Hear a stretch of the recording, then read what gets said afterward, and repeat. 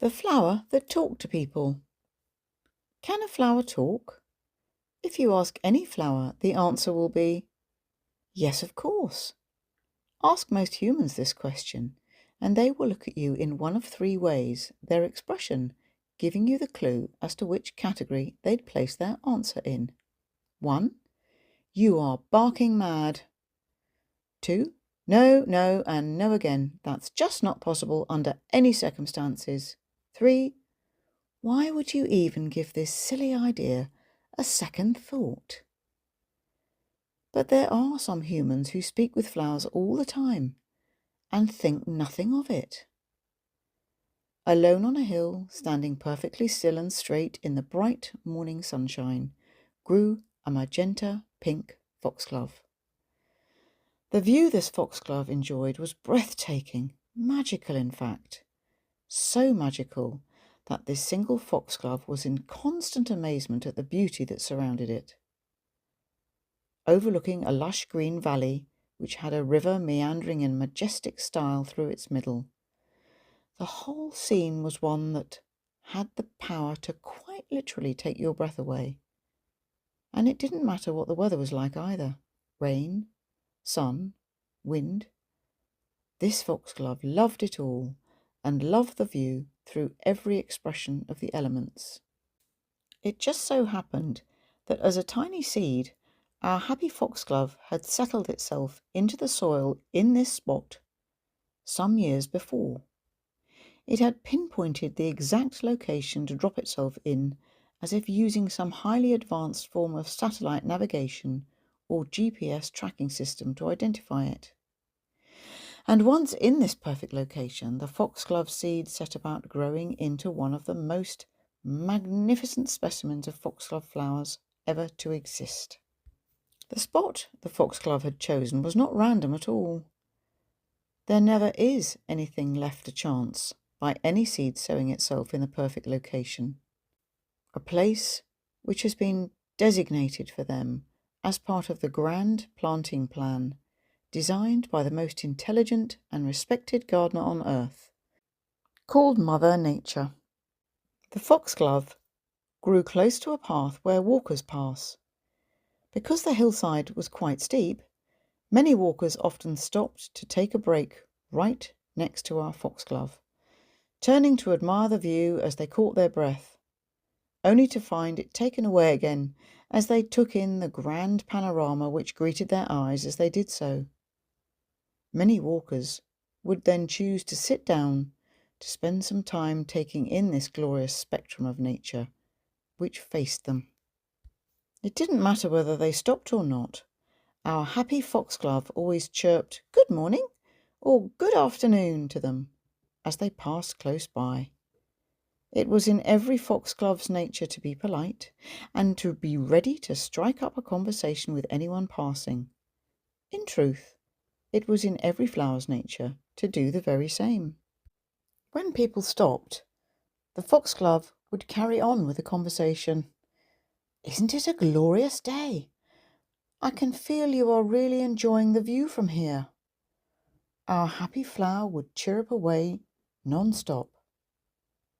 No one answered though, not that this bothered the flower at all, for the foxglove knew that their whole purpose was simply being here, in this exact spot, looking magnificent and chatting away in happy conversation, regardless of human response. Funny thing was, the foxglove noticed how often all the dogs that came with the walkers loved to have a quick exchange as they passed by. "Ah, and good morning to you," they pant as they ran on, usually well ahead of their human family. "Lovely to meet you. You are looking fine today." And off they'd run, exchanging greetings with the foxglove and all the plants as they passed by. Before the essence of the tiny seed that was to become the most beautiful of foxgloves had come down to earth, it had been in conversation with Mother Nature about what to do on earth. When you get there, you'll find that most people won't stop to listen to you or be able to hear what you have to say. Don't let that stop you, though. You have a divine and special mission on earth, and that is simply to be your most magnificent self and share your essence with anyone who comes close, or anyone who asks you to share it. Although our foxglove understood this, as it grew up it was still a little more than taken aback at just how many people passed by without wanting to talk. And people seemed to be so unhappy. Many of them were very, very, very unhappy, and always in a rush. The foxglove came to know that people came up on this hill to get away from their troubles, as if they felt that coming up here on this hillside with this view would give them some perspective on their problems.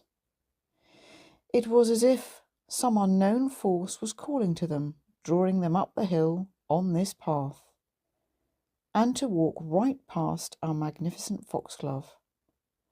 And our foxglove noticed that almost everyone slowed down right next to them as they did. The foxglove always remembered what Mother Nature had said, and so it talked all the time, regardless of how long people stopped, or even if they didn't. If they walked by, the foxglove knew they'd hear the happy hello and good day to you on some level, even if their human ears didn't seem to be acknowledging the greeting. And if they stopped, the foxglove flower was able to go on a little bit more, with some extra detail. Now, don't you try and work this all out in your head. I can feel you are tense and afraid, and you're worrying. You just sit a while and let me remind you that love is what you're looking for. It's love. And time after time, this lovely foxglove sang, soothed, chanted, and hummed exactly what the person in trouble needed, so that they walked on from this spot feeling lighter, clearer, and more alive than when they set out on their walk. The foxglove knew this because the owner's dogs would report back the very next time they passed by. How very different our owner is when they've got home and they've walked past you.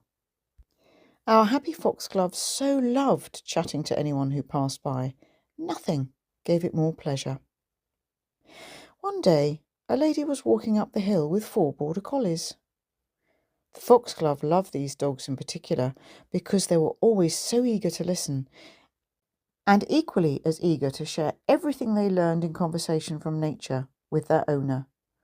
The collies were constantly on the go and constantly in conversation with all of nature, chatting away at high speed. "Good morning to you," chimed the foxglove. "Oh, and good morning to you," the lady smiled in return. "Aha, someone to have a proper conversation with," the foxglove said, not without some sense of relief. "I've been waiting for you to come along since I was a seed, you know." "I do know," the lady replied. "I had a dream about a week ago that I would find the most magnificent foxglove that ever existed high on a hill, and it would be near to where I lived. And here you are." "Then there's no time to waste. We must get on with all the business we have to do," they both said in absolute harmony.